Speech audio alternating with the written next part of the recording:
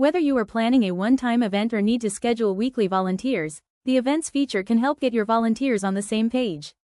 Events can be recurring, which will assist in creating the dates for the next series. Within each event, you can create one or more series, such as a monthly topic, a season or curriculum cycle, or an occurrence of a yearly event. A series can take place on one day or over multiple weeks on a recurring schedule. The first thing we do is define the positions needed for Kids Zone. This only needs to be done once for the event, but you can add and remove positions as needed. Here we have two different times. Identify the positions needed, how many are needed, and what teams are allowed to be scheduled for each position. To save time building out your schedules, you can create schedule templates. Templates allow you to create predefined configurations for scheduling users to specific positions. The template can then be applied to one or more scheduled dates. You have the option to set when and how many reminders are sent, such as when to send a reminder if they have not yet responded to an event schedule request and how many reminders are sent for those that have accepted a schedule request. Let's create a new series called Big Adventure.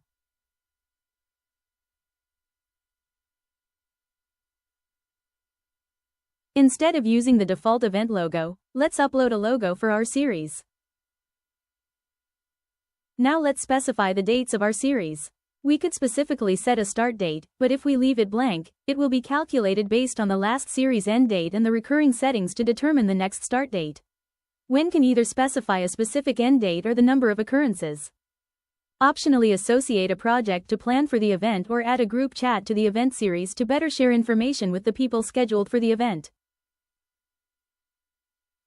Each position, team has different materials and guides they need for their role. We can now associate different content with each position. Volunteers scheduled for their roles will now have access to the content as they prepare for the event. Now let's create the series and take a look. We see that 4 series parts have been created based on the dates specified when we created the series. When you are ready to schedule volunteers, you can select individuals for each position. To save time, you can apply a schedule template or copy a schedule to one or more other schedules.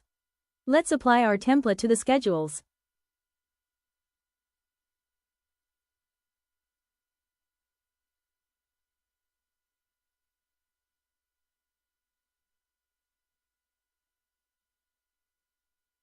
Now we can send the invitations to our volunteers.